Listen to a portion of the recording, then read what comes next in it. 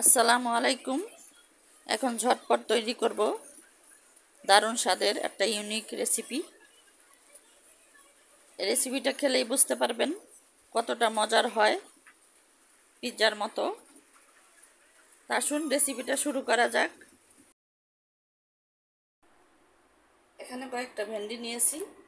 ভেন্ডিগুলো প্রথমে ধুয়ে নিতে হবে ভালোভাবে। আমি প্রথমে ধুয়ে নিচ্ছি। এখানে আমি কিছু পানি দিয়ে দিলাম, পানিগুলো গরম করে নিব।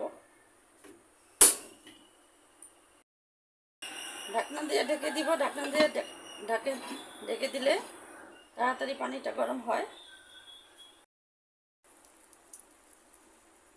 পানিতে বলক চলে আসছে, ভেন্ডিগুলো দিয়ে দিব। আবারও ঢেকে দিয়ে 2-3 মিনিট রাখবো যেন ভেন্ডিটা নরম হয়। হালকা সিদ্ধ করে নিব। ভেন্ডিগুলো 2 মিনিট জাল করে নিয়েছি, চুলাটা অফ করে দিব। ভেন্ডিগুলোকে ঠান্ডা করে নিব।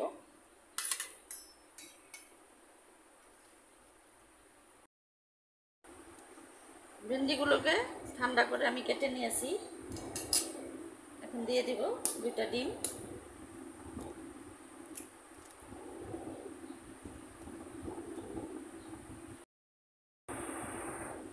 দুই টেবিল চামচ পেঁয়াজ কুচি, 1 টেবিল চামচ কাঁচামরিচ কুচি,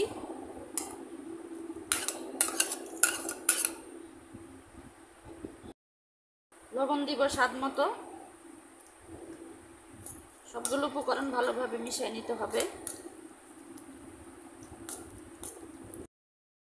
ভালোভাবে মিশানো হয়ে গেছে। এখন দিয়ে দিব 2 টেবিল চামচ ময়দা। আরো ভালোভাবে মিশিয়ে নিতে হবে। ভালোভাবে মিশানো হয়ে গেছে।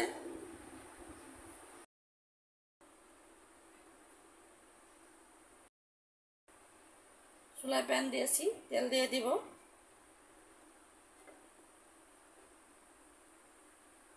সব দিকে সমানভাবে ছড়াই দিব তেলটা।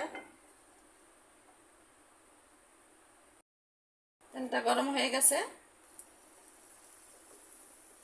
মিশ্রণগুলো এখন দিয়ে দিব।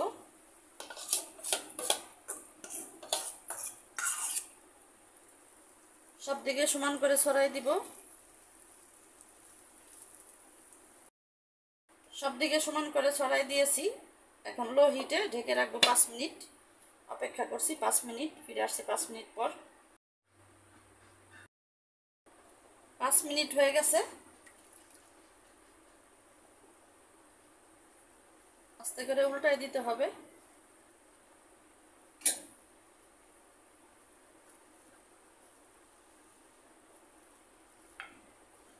কালারটা কত সুন্দর হয়েছে।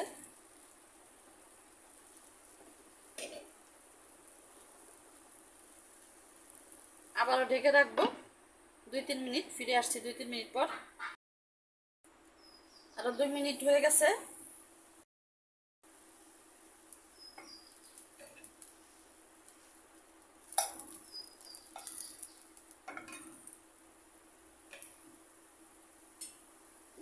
কালারটা কত সুন্দর আসছে দেখতে পাচ্ছেন। এখন প্লেটে তুলে নিব। চুলা থেকে নামিয়ে নিয়েছি। দেখতে পাচ্ছেন কতটা লোভনীয় হয়েছে।